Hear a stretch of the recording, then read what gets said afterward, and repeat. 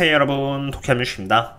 어제 S&P 500은 0.89% 그리고 나스닥은 무려 1.68% 하락한 가운데 특히나 반도체와 빅테크 쪽에서 대부분 하락하였고요. 그것 외로 금융 섹터라든지 에너지 섹터 쪽은 크게 피해를 입지 않은 모습을 보여줬습니다. 이렇게 주가의 흐름이 대두될 정도로 나타난 이유는 어제 발표된 Initial Jobless Claims와 Continuing Claims 그리고 PMI 지표의 결과 때문이라고 할 수 있는데요.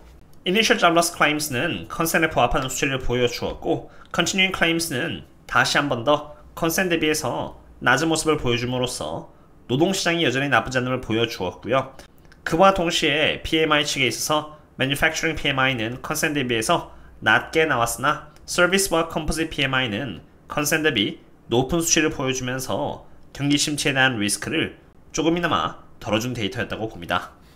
그에 따라서 10년 국채금리가 3.844%로 이렇게 반등을 하였고요.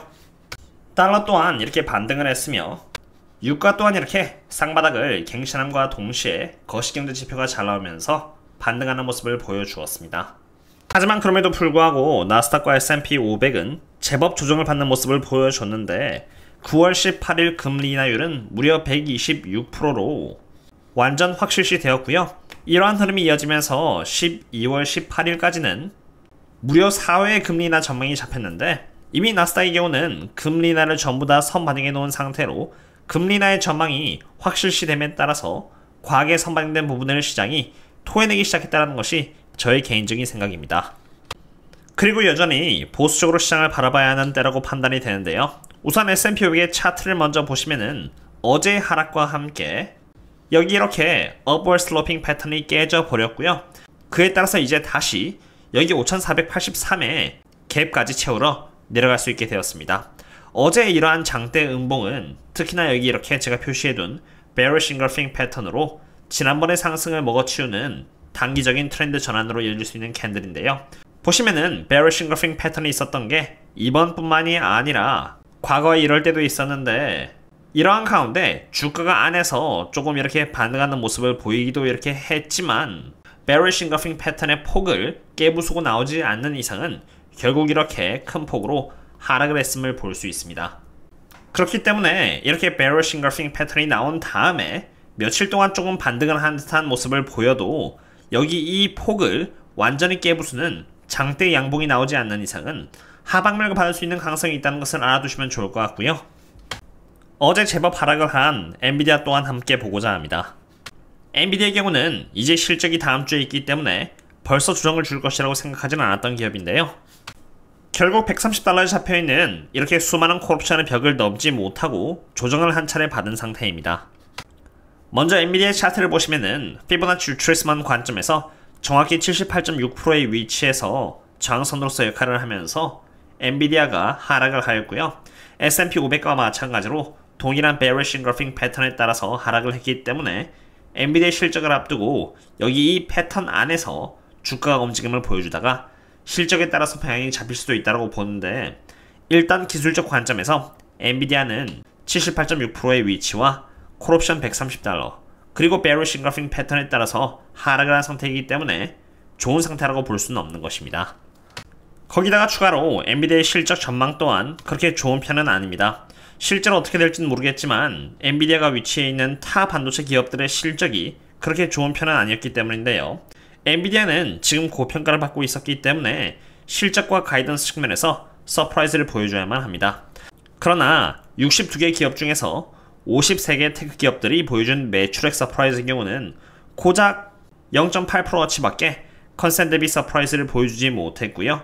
어닝의 경우는 2.58%밖에 컨센을 돌파해주지 못했습니다.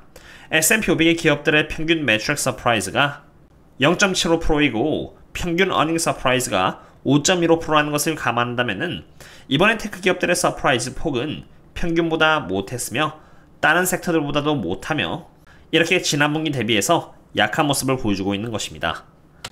그렇기 때문에 엔비디아는 인기가 많은 기업이고 상승을 할 때 가파르게 오를 수 있고요. 언제든지 강력한 반등을 보여줄 수 있다고 할지언정 장기적으로 바라봤을 때 밸류에이션이나 차트 그리고 실적 등을 고려했을 때 제가 도저히 큰 비중으로 돈을 넣을 수가 없는 기업인 것입니다. 엔비디아가 큰 폭으로 하락한 상태이기 때문에 그럼 이제 옵션 관점에서 어디까지 하락할 수 있는지 또한 알아보고자 하는데요. 저희 멤버십 분들께는 제가 사전적으로 인폼을 드렸지만 120달러에 잡혀있는 풀옵션이 어제인 1650개에서 무려 5920개까지 높아지면서 하락을 바라보고 있는 세력들이 눈에 띄게 늘었고요. 이렇게 되면은 120달러는 적어도 한 번은 주가가 내려가면서 테스트를 할 가능성이 매우 높아진 상태입니다. 물론 테스트를 한다고 해도 우선 120달러의 풀옵션 측에서 만약 주가가 120달러 언더로 내려간다고 했을 때 수익 실현을 하는 과정에서 주가를 다시 위로 끌어당기는 지선 역할을 한다고 보시면 되는 것이고요. 120달러에 근접했을 때 120달러 아래에 있는 풀옵션 세력들의 포지션이 늘어난다면 주가는 더 아래로 내려갈 수 있다는 의미가 되고요. 계속해서 120달러의 풀옵션 포지션이 높아진다면 엔비디아는 적어도 120달러는 사수해줄 가능성이 높아지겠습니다. 그러므로 꾸준히 지켜봐야 하며 이 현황들은 제가 텔레그램과 이곳 네이버 프리미엄 콘텐츠를 통해서 계속 전달드리도록 하겠습니다. 그럼 이제 제가 개인적으로 조심하고자 하는 또 다른 이유를 보여주는 지표를 보겠는데요. 그것은 제가 어제 영상에서 의문을 가졌었던 빅스와 빅스의 선행지표인 VVIX 그리고 Correlation Index의 흐름인데요. 제가 이상하다라고 생각했던 이유는 이 지표들이 상승을 하면은 일반적으로 지수가 하락을 하기 때문인데 어제 영상 기준으로는 상승을 하였습니다. 그러다가 어제 새벽에 이러한 흐름이 이어지자 드디어 이렇게 하락을 한 상태인데요. 우선 이 지표들은 계속 이렇게 상승을 하고 있다는 것은 그렇게 좋은 것은 아니며 계속 상승을 이어간다면은 머지않아 여기 이 갭을 채우는 것 또한 충분히 가능한 시나리오인 것입니다. 그리고 참고로 CTA에 있어서 피벗 포인트는 제가 멤버십분들께 말씀드렸듯이 1차적으로 여기 5444입니다. 가장 중요한 위치가 5275이긴 합니다만 만약 여기 갭을 채우고 내려감에 따라서 5444가 깨진다면은 CTA는 약해질 수밖에 없겠습니다. 그럼 이제 테슬라를 보겠습니다. 테슬라의 경우는 옵션상 어제까지만 해도 220달러가 지선 역할을 해주는 것이었는데 매도세가 워낙 강했던 나머지 220달러의 풀옵션이 전부 다 소화가 되면서 여기 210달러의 풀옵션이 모였고 오늘이 옵션 만기일이기 때문에 지금 현재 기준으로 봤을 때는 210달러 혹은 여기 215달러 사이에서 수렴을 하게 되지 않을까 싶습니다. 그럼 이제 수급 현황을 보겠습니다. 반도체가 위치한 텍 섹터는 지금 이렇게 리딩 쪽으로 진입을 하고 있고요. 테슬라가 위치한 컨슈머 디스크레션은 이렇게 임프루빙 쪽에 있는데요. 제가 일반적으로 비중을 늘리는 곳은 바로 수급 현황이 가장 좋지 않은 여기 레깅 쪽입니다.